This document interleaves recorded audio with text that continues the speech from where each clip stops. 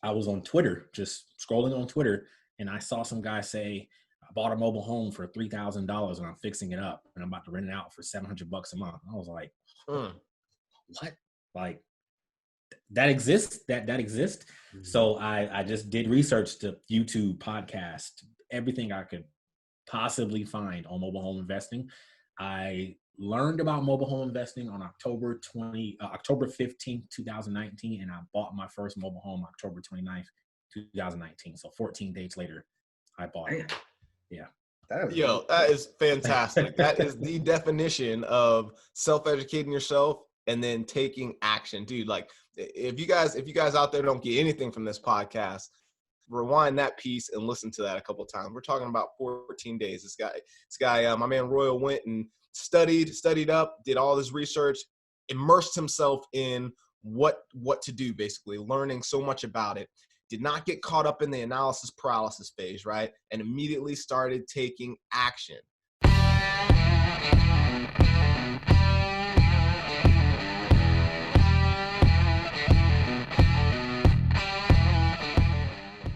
Hey, what's going on, guys? This is Dan Wynn. And Mike Glaspie. And welcome to the Military Cashflow. So today we got a special guest. His name is Royal Banks, and we're going to get into his story and what he's doing in the real estate space. But first, hey, I want to remind you guys out there, we do have a Facebook page. I want you guys to Facebook group, It's called Military Cashflow Facebook group. It's over 300 military investors out there, and we're all sharing knowledge. We're all growing wealth. We're all building military cash flow together. So if you haven't done so already, make sure you go look us up and join that group. I would really appreciate that. Also, if you're watching this on YouTube, then make sure you hit the like, subscribe, all that stuff. And then also, if you're listening to it on podcast, make sure to leave the 5-star review. So with that, that's my little plug really quick. Yes, I do have the corona or the pandemic stash still going on. So yeah, with that, Royal, what's going on, man? Thank you so much for coming on the show. Can you please tell us a little bit about yourself? Sure. How you doing, Mike and Dan? I appreciate you having me on the show. So my name is Royal Banks. I'm an active duty military officer at Fort Bragg, North Carolina. I have a background in transportation, and I'll soon become a public affairs officer in a few short months. So I have been investing in general. So starting off with stocks, when I came out of BOLIC in 2014, so 23 years old or so, I was buying stocks. I bought a house that I currently live in now that I plan to rent out once I leave Fort Bragg. And as of lately, I have been investing in mobile homes, and that's been proven to be a good cash flow for me. So that's essentially my background. Mobile home investing. I love it. What got you? You said you started off in stocks. Right. How did you transition over from stocks to mobile homes of all things? Well, it's a little story. So yeah, stocks was showed me exactly how companies work, how companies bring cash flow, revenue, et cetera, debt, et cetera, technical investing and fundamentals and all that good stuff. I learned about that. And then I while I was deployed in Iraq, you have nothing else to do, right? Well, aside from your job. So you sit there and as you get ready to go to bed, or as you have some kind of downtime, you just research. And so that's how I learned about real estate investing in general. That was 2016, 2017. Came back, bought a house when I got to Fort Bragg. And then one day I was on Twitter, just scrolling on Twitter, and I saw some guy say, I bought a mobile home for $3,000 and I'm fixing it up and I'm about to rent it out for $700 a month. I was like, what? Like, that exists? That exists? Mm-hmm. So I just did research, to YouTube, podcast, everything I could possibly find on mobile home investing. I learned about mobile home investing on October 15th, 2019, and I bought my first mobile home October 29th, 2019. So 14 days later, I bought it. Yeah. That is fantastic. That is the definition of self-educating yourself and then taking action, dude. Like, if you guys out there don't get anything from this podcast, rewind that piece and listen to that a couple of times. We're talking about 14 days. This guy, my man Royal went and studied up, did all this research, immersed himself in what to do, basically learning so much about it. Did not get caught up in the analysis paralysis phase, right? And immediately started taking action. That is what we're all about here. That is exactly what we're all about. Hey, that is phenomenal. That's great job. Great job. Great job. I did have a question, right? So, why mobile homes over traditional stick builds? I personally am kind of debt averse to a degree. So I understand that, yes, you can use leverage to essentially purchase stick built homes. And that other person pays off your mortgage. And that's great. That's what I'm doing in the house that I'm currently in. So like I said, when I leave this house, I will rent it out. Yes. Mm-hmm. However, that cash flow from a mobile home, and it's a much lower barrier to entry. I have no mortgage on that mobile home. I bought it pretty much essentially cash. And the only payments that I have to make is to the part for the lot rent, and that's it. And all the other money after that is mine. And I do it a certain way to that the tenant pays the maintenance. It's essentially rent to own, so I do no maintenance on it. So that's me personally. And with this pandemic is showing that folks who have a lot of mortgages and a lot of homes and a lot of debts, if they don't have the reserves, it may look a little bad for them in a few months if this continues to go the route that it's going now. And my old mobile home, as long as that tenant's in there is still paying, and as long as that park still exists, I believe that I should be good to go. So that's actually funny. We talked about this. Me and Dan had a whole conversation about why reserves are so important. We just made a video. You can probably look it up because it's going to come out before this video. So. Yep. So you guys look it up. But hey, you hit on two things. There's two questions I have, I guess, essentially. You said that you're debt averse, right? You don't really want debt. Now, was that kind of born or made into you from your stock investing in the beginning? You seeing how a company that was over leveraged may not perform as well as others? It was, I would say it was more than me. You know how you have different levels of learning when it comes about investing. So I started off with Dave Ramsey. So start off with Dave Ramsey, listen to his podcast every single day when I was driving a smoothie truck around Atlanta. That was my first job out of college. And you listen to Dave Ramsey, he's like, hey, no debt, buy a house in cash. And at the time I'm thinking like, how in the world do I buy a house in cash? Okay, pay off my credit card debt. Okay, got it. All right, pay off my student loan debt. Okay, got it. I did that. I have no more student loans. So it's like that debt, the bad debt can chain you. Now, if you do it right, like with leverage, with homes, okay, great. And if you have the reserves, that's phenomenal. And that's how wealth can be built. Yes. But just in general, I don't like seeing my negative net worth. I want to get that thing to positive more and more. And I think I can do it by not having as much debt or more debt than I need to have. Okay. And so that's a fair view, right? So there's no right, there's no wrong when it comes to investing. Every investor has to set their own criteria for success. So important. And you have already identified that. And the second thing I wanted to ask you, you said that you got this home, you paid it cash. You're paying the lot rent, and you're doing the rent to own method, which is very popular in mobile home investing. But my question for you is, how are you finding the tenant? Do you have a property manager? Are you doing it yourself? How myself. Facebook Marketplace. That's how I found my tenant. Nice. That's how I found the home too. All right, so let's actually dive into that. We'll dive into that. But before we do that, I got some follow-up questions with kind of touching on what Mike talked about, right? So it's interesting that you say you listen to Dave Ramsey, because I think that there's two sides of the spectrum, right? There's two extreme sides of the spectrum. You got Dave Ramsey, Susie Orman, I think what her name is. People like that that's on the left side of the spectrum that say, hey, no debt, period. You know what I mean? Get rid of everything. Buy your house cash. Don't leverage anything, And then you have the people on the far right side, like, Grant Cardone or Robert Kiyosaki, say like cash is trash, over like leverage. Now they're saying good debt, right? They're not talking about revolving credit cards or anything. They're saying cash is trash as far as leverage not to the max of your ability, but pretty much leverage everything that you can. That's good debt and income producing assets, right? And I think it's pretty cool. It seems like you started with Dave Ramsey. Usually when you start with Dave Ramsey, you stay on the very, very far left side of the spectrum. But it seems like you're kind of somewhere in the middle right now with your decision, right? You're like, oh, well, I understand that there's income producing assets, and, I'll start buying some, I'll start leveraging a little bit, but I'm not going to over leverage. So I think that's interesting. And that's key to note for those out there that are listening that might only be listening to Dave Ramsey or might only be listening to Dave Cardone or Grant Cardone, excuse me, there you do got to make that, kind of figure out what your risk tolerance is, like Mike said.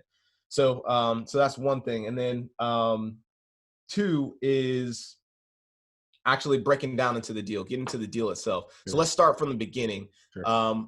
We learned that you did your self-education and you went to take action. Let's start at the very, very beginning. What did you start doing first when you actually took action? We're talking about, did you reach out to a realtor? You said you found this one through like Facebook or something.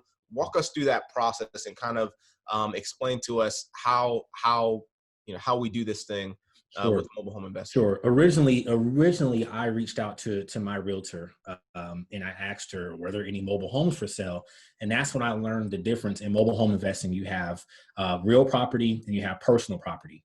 So the real property mobile homes are the ones that are on land. And those are the ones that you see on the MLS. And those are the ones that are $40,000, $50,000 because the land, that's the value of the land. Okay. And that's the ones that you go through a realtor. However, I learned that you have personal property, which is the mobile home itself in a park. And those are the ones that the end users, or those are the ones that the direct owners are selling. They're selling them on Craigslist, Facebook Marketplace, OfferUp, wherever you can see it. So I literally just went on Facebook Marketplace for Fayetteville, North Carolina with a radius of 40 miles and searched mobile homes for sale. And I just kept searching daily, kept searching daily. The ones out here generally go for about $3,500 to about $8,000 in the Fayetteville area. And I found one that was for $2,500. I had to constantly badger the lady and ask her, please post pictures of the inside. She had her own tenant. Once she finally posted pictures of the inside, I met it with her. I had the cash on hand. And actually, I'll go back, like I said, going to being kind of debt averse and being in that middle ground between Dave Ramsey and Grant Cardone. I took out a TSP loan because I knew I was like, okay, I may need this money. So I took out a TSP loan of quite a few $1,000s, had that money already set aside, already ready. And by the time I went to that, the seller, I said, $2,500, perfect, here. She owned it outright. There were no liens on it. So essentially we exchanged the title. She signed it from her to my company, got it notarized at the bank, got the bill of sale, exchanged the money, done. I now own the mobile home. That's it. What was your due diligence? Like, what did you do? So you walked the property, right? You said you met her at the property. Did you just kind of like, look, all right, I need to fix this, need to fix this, need to fix this. All right, this is what I want to offer. Or did you just like, was there a tenant in place and you're like, all right, well, I'm already making this much money. I don't really got to do nothing. So can you explain that? The tenant had just moved out. So I have made little mistakes along the way, little things. I didn't have a handyman or a contractor with me when I went through it. I did look through it and I made sure that the roof wasn't leaking or the ceiling wasn't caving in. The floors didn't have too many soft spots. The skirting wasn't too messed up around the bottom of the hole. And there are certain terms, and it was small fixes. And I'm like, okay, I was thinking in my head, it should only take about $1,500 to fix all this stuff. I was wrong. Okay. And I learned about the difference between just general handyman and contractors and all that stuff. But yes, I walked through it first, looked through it, and I'm like, $2,500 even still, even if I had to put in $5,000 and I'm all in I'll make that back, right, in a year. And that's essentially what I did. Yes. Before I exchanged the funds with her. So it's important to note that in the beginning, you said you started reading and in 14 days, you bought your first property. So for everybody else who's like, well, see, that's what happens when you go that fast. You don't cover all these things.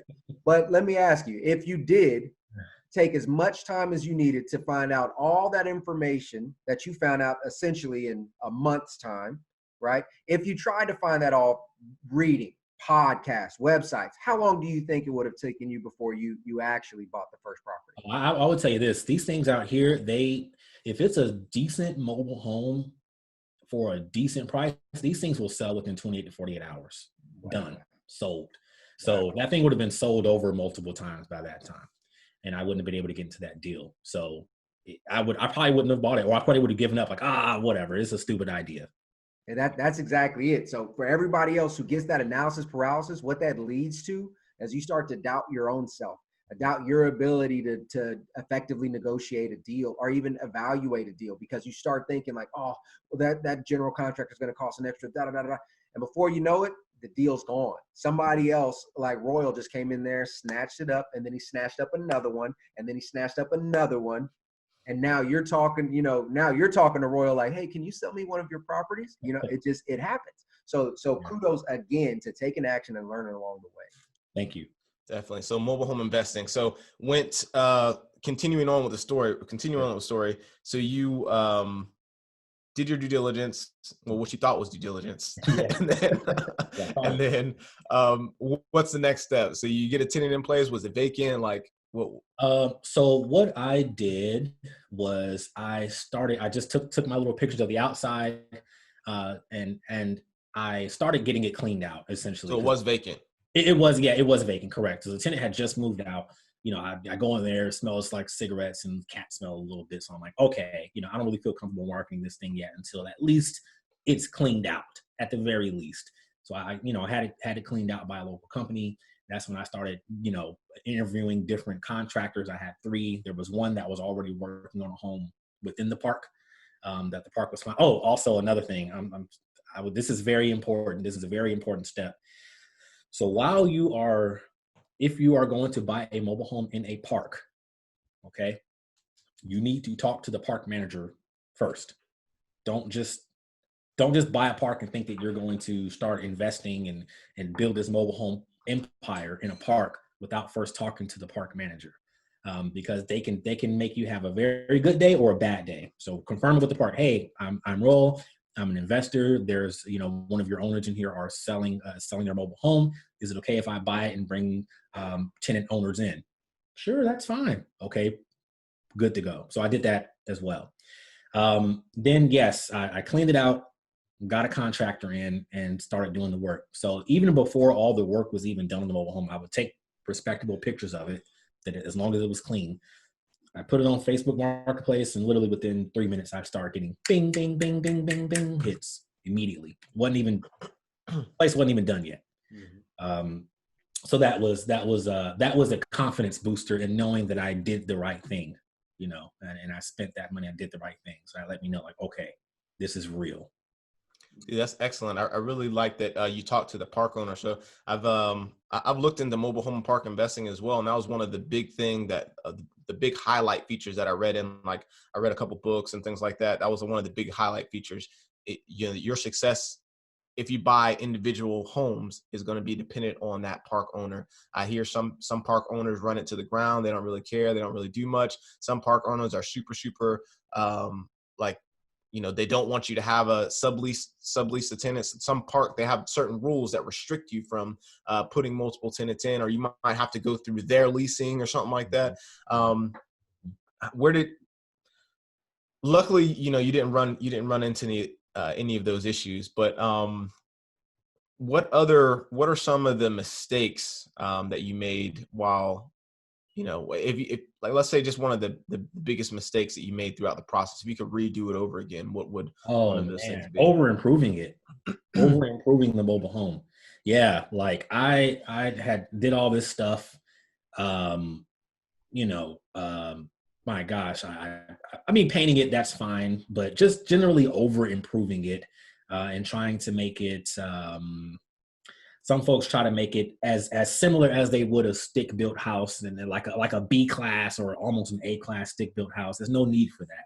As long as the roof is fine, the flooring is fine, the electrical and the plumbing is fine, and it looks presentable and it smells nice on the inside. Most people generally just want a good, safe place to live that doesn't cost an arm and a leg in that area. So you don't have to because that, of course, that bites into your profits. Big time. That's another one there that so many people, they go in and they either try to flip it or they say, hey, I would only live in this place if it looks like this or if it was finished to this quality. And I try to tell so many people, it's not about you. It's about your end client, right? Your tenant. Like you mentioned, a lot of them just want a safe place. Mm-hmm. Yeah, they would love for a granite countertop, but they probably couldn't afford a place with a granite countertop. So you don't need to put in a granite countertop, just make it safe, make it clean, and make it presentable, and protect that bottom line, that profit margin. Right. That is correct. Yeah. And that also, also another mistake was not truly understanding how general contractors work, or how contractors work, and how their relationships with subs are, and payments, and who gets this money, and all that. That essentially led my rehab, when I crunched my numbers, my entire rehab cost $9,000 total. Damn. Yeah, it didn't need to cost that much. It really did not, but it did, and that bit into my numbers. So like I said, over improving, and then dealing with contractors, and this needs to be, I'm like, oh, okay, sure, I guess, when really there was a much more simple solution, or I can just hire a general handyman. You don't really need a contractor to work on a mobile home. You don't, or you can do some of the work yourself. But that stuff cost me some money. And like I said, it bit into my bottom line. However, I'm still getting pretty solid returns. But that's excellent, man. All these are learning lessons, right? And for those of you guys who are out there listening, we made a video specifically on contractors, because this is a big deal. Like, there's a lot of shady contractors out there. There's some good contractors out there, but if you don't know what you're doing, this is your first deal and your first time dealing with contractors, make sure you go check out our channel. It says, I think it's called 10 mistakes I learned by getting ripped off by a contractor, something like that. 10 lessons learned by getting ripped off by a contractor. And it goes over a lot of things that will really, really keep you safe throughout that renovation process. Because just like Royal said, there was things that probably didn't need to be fixed, but hey, you got to think about it through the contractor's perspective. I'm trying to get paid, man. Like, I'm going to tell you everything that's wrong with the house, even like everything. I'm going to tell you what's wrong with the house, and I can fix it for a price, so strongly recommend you check out that video, and make sure you protect yourself. Make sure you're okay, basically. So got it. We learned a big lesson with the contractor, learned a big lesson with, overdoing the property. So that's excellent. And then you got the tenant in place. Are you self-managing, or did you go with that property manager? I'm self-managing it. Can you talk about that a little bit? Sure. So essentially, if you do, I'm doing a rent to only. So I call my tenants my tenant owners. Okay. Yeah. Because I am selling the property to them on terms. So in the lease, I say, hey, you are responsible for maintenance. You will pay to me on this date, et cetera, et cetera. And usually the biggest part about property management, and at least to my knowledge and to my experience, is dealing with maintenance and dealing with payment collections. That's in my experience and to my knowledge. I may be wrong. I don't know. No, you're 100% right. That's mostly everybody's issue. Right. So if you put the onus on the tenant owner for the maintenance, that takes out a huge chunk of it, and they understand that too. I don't just sneak that in the lease. I say, hey, you are going to pay this mobile home off in the course of this term for this amount of money. While you are doing that, you're a tenant owner, so it's on you to do the maintenance. And they say, okay, understood. I will do that. Okay, and do you understand that you have to pay on this date to this? I understand that. Okay, great. And that takes a lot of that stress off me. And so far, I haven't had any issues at all. They don't call me for maintenance. They don't call me about, oh, I'm going to, this and that. No, I get my money on time, and I don't have to worry about maintenance or anything of that nature. And I feel as though I don't think it will be a need to pay a property manager for that, at least at this point, for just one mobile home. How did you screen this tenant owner of yours? How did you qualify them to feel comfortable enough to know that they could make the payments and actually buy the property? Sure. Yes. So I had all of them go through the Cozy app, and from there they would send in their background check. They would send in their employment verification, et cetera, and send in all their information, just like how you do a regular house or an apartment. And I would verify, their payment stubs to see if they made at least 3 times the rent, et cetera. And also at the same time, they have to go through the park too. So the park has to be aware of who they are and and they have to do a background check with the park as well. And the park has to approve of them too. So normally if the park says, okay, they're pretty solid, and I get a good feeling about it, and I meet them in person, okay, they're pretty solid, and then that's how I went through it. Now, will I make changes possibly as I buy more mobile homes? Yes. And make my system more efficient? Yes. But I will say this, I think I had about 150 50 or so interested people. There were very few people who did what I asked them to do, what I just explained to you. Very few, maybe like 4. So like if out of that 4, if one person essentially did everything I asked them to do perfectly, I mean, email, communication, perfect, nothing, no issues, verifying everything on time and the dates that I asked, I'm like, I got a pretty solid feeling that I think they'd be able to pay me on time and communicate with me. And so I allowed them to rent from me. I loved that. I tried my run at property management too at the first, and I sucked at it, and I gave it up. But that was one of the things I did do. Like, hey, you need to go to this website and actually fill out the stuff. So just think about that for a second. You said 150 applicants, right? He pretty much whittled it. The tenants really whittled themselves down for him. He didn't really have to do anything. That's less people you got to interview. That's less people you got to reach out with. You know, he went out to the people that actually followed the direction. And I love that methodology. Like, hey, if they can do all this and they can do it correctly and they still meet my terms, I mean, why would I not go with them? Because they're going to be able to effectively communicate and they're going to be able to pay on time, and they can follow directions, which ultimately is going to lead to less headaches for you, right? Yep. So yeah, that's awesome. One thing, so you talked about a lot of things right now, and I want to just unpack a few things. One is the creativity, right, in getting your tenants, doing the rent to own. I think that's a phenomenon. I know Mike, I think Mike has done it a couple of times too. I know at least you've talked about it as well. But the rent to own aspect and how you can do that, especially it makes it really, really easy when you actually own the home, right? So can you break down some of those terms? I know some people like do the rent to own, and they're like, you got to pay this lump sum up first, and then can you break down what your terms were? Sure. So in my terms, in all the videos and the podcasts that I learned, and there's multiple ways you could skin the cat. So a guy named John Fedro, he's very popular for mobile home investing on YouTube. And his go-to is okay, have them give you a couple grand up front as the down payment to secure their space into the home. Non-refundable, okay. Right? Non-refundable, exactly. Okay, so I would put that out there. I learned that in this market, that didn't really work. I'm like, hey, give me $3,000 up front to live in this mobile home, and you can live in it, and you pay me this amount of money. And folks are like, I don't have that money.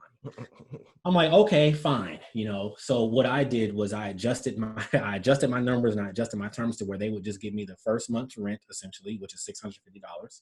Okay. And from there, that secures their space. What I did was I tacked on that lump sum non-refundable payment. I pretty much put that into the rest of the term or the loan, essentially, that I'm doing. And I tacked that on, and I added a little bit of interest to make up for it. Instead of having that $3,500 or $4,000 up front that a lot of people in this market couldn't do, I sized it down and then just added it into the entire term. And I would present those numbers. I presented that numbers to the tenant owner. They were completely okay, and they understood everything. I'm like, okay, fair enough. I put it in the lease, put it in the promissory note, and they were fine, and they understood it. So $650 down, and then they would pay me the rest of that money throughout the life of the term, which is 6 years. Let me ask you something. So you obviously have your numbers on point, which every investor should. In this general situation, how do you evaluate the numbers? Do you look basically at a cash on cash return? Do you do something more like an IRR? What's your return on investment scale? Sure. At that time, I was doing it as basically cash on cash return. So money in versus money return. That's essentially what I did. And it's looking pretty solid for that. But that's what most folks do. They just do kind of a cash on cash return. What is the return over the life of the entire term of that home? And what could an average mobile home investing or investor, look for in general terms? Range. Sure. A lot of if you do it the right way, you do it the wrong way, like having $9,000 of rehab. A lot of mobile home investors, they want to make all their money back in the first year. That's what they like to do. They like to make basically 100% back or very close to it within the first year. Actually, they like to make that. The reason why they want that big lump sum down payment is to make the cost of purchasing the acquisition back immediately. Mm-hmm. That may or may not work in your area. It may or may not work. That's fine. But a lot of folks, they want to try to make that money back within the first 12 to 18 months or so, even 15 months. So that will kind of give you a generalized number of what folks are looking for. Let me highlight something here. Everybody listen up. All right. So Royal talks about his $9,000 over, payment. Most people are like, hell, if I can pay $9,000 in inflation, it's a good day. But at the same time, you paid about $3,000, for the property. So all in roughly 10 to 12,000. 12,000. Mm-hmm. If you make 100% return, that means you make, in this specific situation, that means $12,000 within your first year. Whether that happened, that's fine. Most people go into the stock market looking for 8%, 10%, and they're happy with that. A lot of larger institutions are happy with 5%, 6%. The reason we love real estate is because we can go double-digit returns often. We help house hackers get 90%, 120%, 200%. Guys, this is an asset class where you could probably get somewhere between the range, and I'm just spitballing, but 50 to 90%, if you're doing it right. Come on. Come on, guys. That's an asset class. Yeah, and I crunched the numbers to where basically I believe I make about 34% in the first year back. 34% of my money back within the first year. Like I said, the generalized community of mobile homes, they say, oh, that's not good enough. But even still, compared to just general investing in general, like you said, compared to the stock market, folks hope to make 8%, and that is not including inflation, or including inflation of what, 1.7 or 2% a year. And of course with the stock market right now, it's just tanking right now. So I have a cash flowing asset. And not to include the stockbroker's management fee and the cost to sell and everything else. Throwing it out there. Yeah, hey, exactly. Can you explain lot rent, and what is your actual lot rent right now? Sure. My actual lot rent is $285 in that park. So around in the Fayetteville area, parks are generally around $220 to like $300. I haven't seen really $300 lot rent out here. But lot rent is basically, so when you have your trailer in a park, you are paying the park to sit on their land, because the park owns the land. Okay, so you are paying the park to sit on that pad and own the land. The park pays for sewage, and the park pays for landscaping, and also the park pays for, sometimes they pay for water too.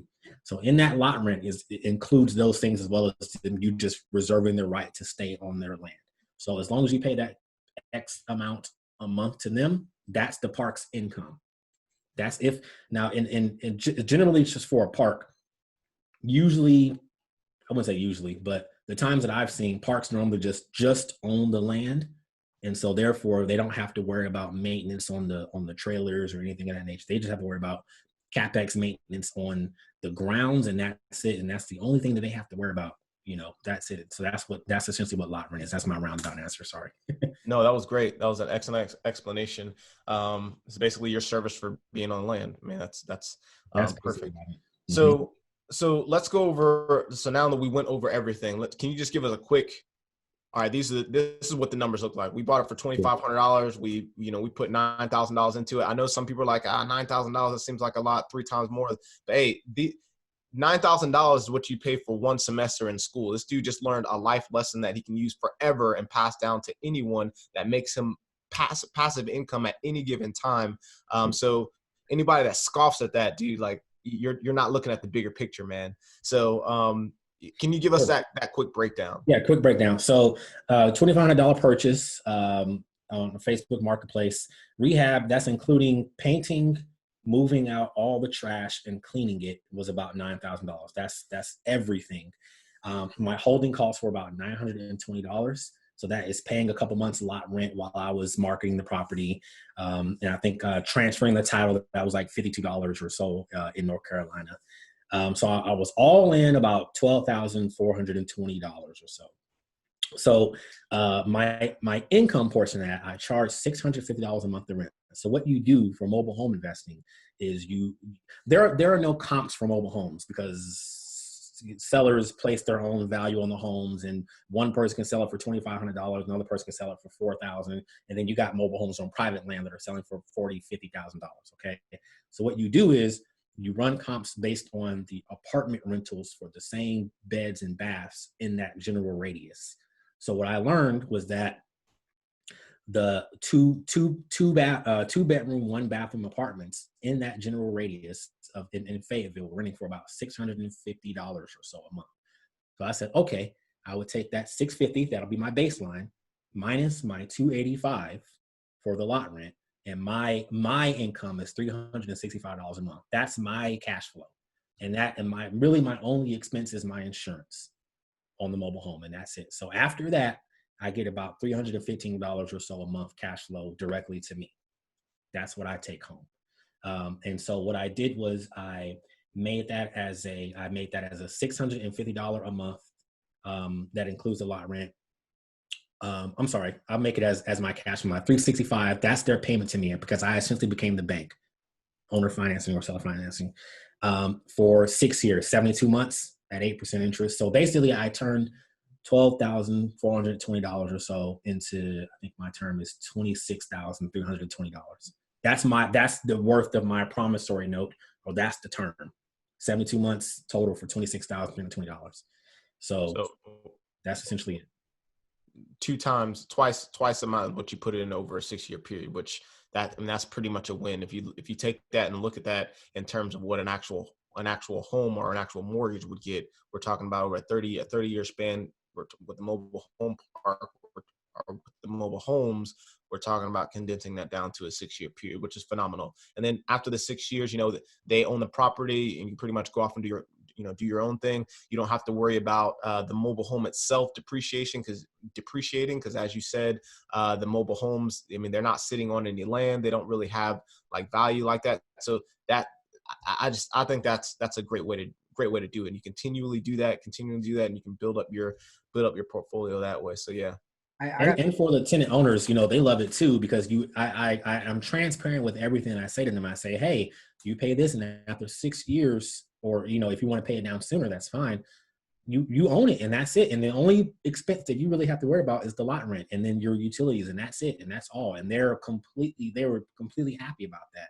The husband of the tenant said, I'm tired of just renting from apartments and they raise the rent up every single year, et cetera, et cetera. I just want to be able to own something. That's what I want to do. I want to be able to have my own thing in an X amount of years. And they were happy, and that's what they want. So I was able to provide or solve a problem for them. So I got a 2-part question, just real quick. Sure. One, when you transferred over the title, I know that mobile home parks or mobile homes could be considered vehicles. So was it more so a title or a deed? And then with that being said, it's still a piece of property. Can you depreciate it through taxes? And if so, how much? So it's kind of like a quick little 2-part. So I will be honest, for the depreciation part, I don't know. Now, when it's on land, I believe you can depreciate it to a certain degree. When it's on private property, yes. When it's not, so it's considered a vehicle. So we went to the DMV and basically did the title transfer. That was it. And so that's what I know so far. I do pay taxes on it. The taxes on the actual mobile home itself was $60 last year. That was it. Wow. $60. Yeah. For the whole year. For the whole year. That's it. $5 a month, bro. Yeah, taxes on a mobile home could be anywhere between $60 and $100 or so, but it's not going to be, taxes on my house is $1,200, and that's cheap compared to like somewhere in New Jersey or California or whatnot. But on that mobile home, it could be anywhere. That it was $60. So that's the home itself. Mm-hmm. I'd be very curious to know. That's something I'll definitely look into. But if you can also depreciate that asset, I would assume you could probably depreciate it like a vehicle, which would be maybe like a 7-year depreciation. Don't quote me on that. Definitely look, contact your CPA. Shameless plug. We have a CPA that we interviewed a while back. Go check out his video. But if you could depreciate that asset, then your return on your investment is now going to spike up even more, because now you're able to take that off as a deduction minus the maintenance and repairs. So that is awesome. That is good. Okay. Yeah, man. Hey. Yeah, go ahead. So you dropped some serious knowledge, man. That's excellent. I'm sure everybody's gonna be listening to this like, damn, dude, let me figure out this mobile home thing, man. That's great, dude. That's excellent. Yeah. What's in the end for you, man? So you got this first one. Obviously, you're going to buy more, but do you ever intend to maybe own a park yourself, be the park owner? Absolutely. Absolutely. The plan eventually is to own a park or own a few parks. There we go. And as you know, as you get deeper and deeper into this world of mobile home investing, you start talking to the managers, you start talking to owners, you start driving around, when you're driving for dollars, you come across parks in your mind. So it's almost like the Matrix. So when you start driving, when I drive to Fort Lee, or if I'm driving to anywhere else, I see parks on the side of the road. Oh my gosh, how much is that lot over there? Like, I wonder if the owner will be wanting to sell that park. Are there any abandoned homes that I can wholesale? Like, oh my gosh, what can I do? And there's so many ways you can make income from mobile home investing in general. From transporting them, you can transport them. Yeah, you can. You can buy and hold. You can be a handyman and work on them. You can own the park, own the land. It's so many ways. So long story short, I do want to own a park either by myself or with a group of investors at some point in time. Yes. So you just hit something. We have to ask all of our guests this. You are saying that your mind races about all the things that you can do and explore. You already explained that you weren't doing nothing in Iraq. You were bored out of your mind. They didn't employ you properly. And then, they did, but you know, I could do my job very well and still have a lot of free time. That's the right answer. And then you said potentially transport, right? Some of these mobile home units, and you being a transportation officer, you could probably know a little bit more about logistics than the average bear. But what about the military very specifically sets you up for success? What kind of skills did you borrow from the military? And then how'd you time organize it all? I would say military skills wise, I would definitely say communication and confidence was a big thing. So being able to learn something in a very short amount of time and being able to communicate with that with others with confidence helped me a lot in dealing with the park managers, the park owners, and even the sellers as well. Also being able to break down everything logistically of what all I would need to accomplish this goal within a certain amount of time. And then you said something about time. You said time organization. Like, what did I do to break down? To be completely honest, I journal everything that I need to do in my next steps.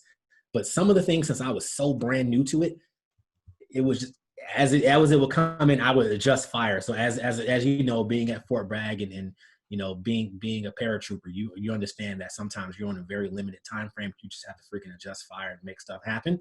That's what I was doing with things. Hey, what about this? Oh crap, I didn't. Okay, all right, adjust fire, make it happen, and then take down that step and understand what do I need to do the next time. As essentially giving myself an AR, an after action review.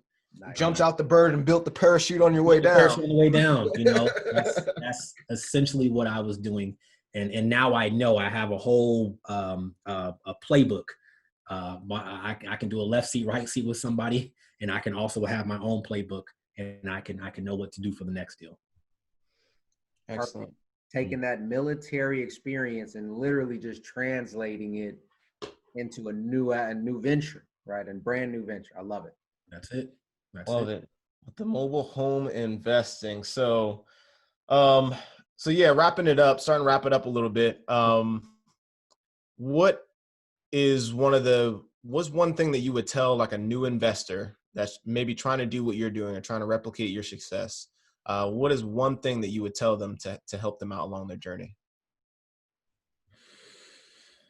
Learn as much as you can, but that same input that you take from learning, give that output as taking action. So don't just, like you said, don't just do the analysis process. Don't just crunch imaginary numbers in your head forever. Take some time to learn, absorb as much as you can, and then take some kind of action. Even if it's, for example, for mobile home investing, even if you're just looking at how much the mobile homes that people are selling on Facebook Marketplace and just reaching out to them, asking them questions. How much is the lot rent? How much are you selling it for? What would you take all cash if I were to offer you cash today? Where is it located? Does it need to be moved? Those are literally just the 5 questions that you can ask. Just take some kind of action. You're not saying that you have to buy it today, but take some form of action initially, and then the ball will start rolling. And I love that you said that, because that's all free game right there. It's free reps for you, right? You can basically essentially get yourself used to it. You'll get used to talking to the owners and figuring out the questions that you need to ask. So when it's time to actually take that action, like Royal said, you're more prepared to do that. You're better prepared to do that. And you can make sure you have everything situated right. You're asking the right questions and you're doing the right thing. So that's phenomenal advice. Mm-hmm. Mm-hmm. Yeah. Hey, so with that, how can our listeners get in contact with you? Sure. You can reach out to me at royalholdingco@gmail.com. So royalholdingco@gmail.com. My Twitter is Royal Skegee, Skegee, Skegee. That's short for Tuskegee. That's where I went to school at, Tuskegee University. So Royal Skegee. And you can also reach out to me on Facebook, Royal Banks. That's my name. And I'd say one more thing that I'm working on currently that hopefully will come to fruition. It Is that will. I'm working. Yes, thank you. I appreciate that. You got to speak it into existence. Yeah. That's very powerful. I am working on wholesaling an entire park. So I wholesaled the mobile home not too long ago itself. Talked to the park. I went to a park, saw an abandoned home. They didn't know how to market it. I wanted to solve their problem. How can I market it? I got it under contract, marketed for them, and basically got a buyer into it. And I took my assignment fee, essentially. I did it kind of rudimentary, but I made it happen. So that reignited the flame in me, and I took some bandit signs and posted around some of the parks in the Fayetteville area. And I got a call from a gentleman not long ago who said, did you put a freaking sign on my land? I said, well, yes, sir, I did. You're just buying individual homes? Yes, sir, I am. How come you don't buy the whole park? I said, I'd like to eventually, sir. I'll sell you my park. That's it. That's from a bandit sign that I put out. That was it. And I'm like, oh my gosh, you sell me the whole park? So he has a park that he's trying to sell for a certain amount of money. And I am working to find a way to get that under contract. I met with him in person already, talked to him. I believe, we're developing some kind of rapport, and I'm working to get that thing under contract and essentially wholesale that park to either a group or an individual investor, cash investor. So that's something that I'm working on, and I'm making sure that's going to come to fruition. And it absolutely will. It absolutely will. What Royal just did was something that we preach all the time. Is he used constant education to not just learn, let me put my pen down, not just learn one method, but to learn many different methods. So as soon as he was presented another opportunity, he was able to adapt and now have a second or a third or a fourth exit strategy, another option to liquidate that asset and make some income from it by solving other people's problems. This guy was like, hey, I'm not going to sell you one. I have a problem. I need to sell the whole park. And obviously, there's still a negotiation, but hey, you just want to open the conversation, man. Just open the door. And exactly. And like I said, from the conversations that I had and from the experience that I had before, I was able to intelligently speak to him about that. When he said, I'll sell you the whole park, that turned a switch. And I'm like, okay, what's your gross income? What's your net? What's your CapEx? What's your maintenance expenses? Do you own all the homes? Are they owner financed? How many parks? How many mobile homes are on the park? How many parcels of land, et cetera, et cetera. And I was able to go and do my research and come back to him the next day and say, here's what I found. Here's what your park is valued at. Here's what you're trying to value it at. Where can we go from there? So that's all from just learning everything I can, listening to you guys' podcast, number one, learning everything I can, YouTubing everything I can. And that set me up to have at least that initial conversation to instill confidence in myself and in him. So that's what I'm working on. Absolutely. We love it, Royal. Thank you so much for coming out. Guys, listen, we covered everything you need to know about mobile home investing, military mobile home investing. We're going to coin that. But that's awesome. Guys, if you're listening on YouTube, you already know what to do. Go ahead, smash the subscribe, the like button, leave a comment below. What are some questions that maybe we didn't cover that we can reach back out to Royal and get his opinion on? Or what are some other topics that you guys would like us to cover? Obviously, if you're listening to the podcast, give us that 5-star, give it to us all 5, and then leave some comments there as well. And if you guys are not aware, Dan already alluded to it in the beginning, get to that Facebook page, get in there, join up. There's many other active duty veteran service members that are just pouring out their knowledge and their experiences about all of their investments. So it's huge, guys. We're growing quickly. And so with that, just like, hey, you guys, Royal's in the group, so I know there's going to be a bunch of questions about, you know, hey, what's the next step, or how do I get into the mobile home space game? Get on the Facebook group, hit up, you know, ask a question. I'm sure Royal will respond. So with that, again, Royal, thank you so much for coming on the show. Really appreciate it. You dropped some serious gems. And with that, this is Dan Nguyen, Mike Glaspie signing off.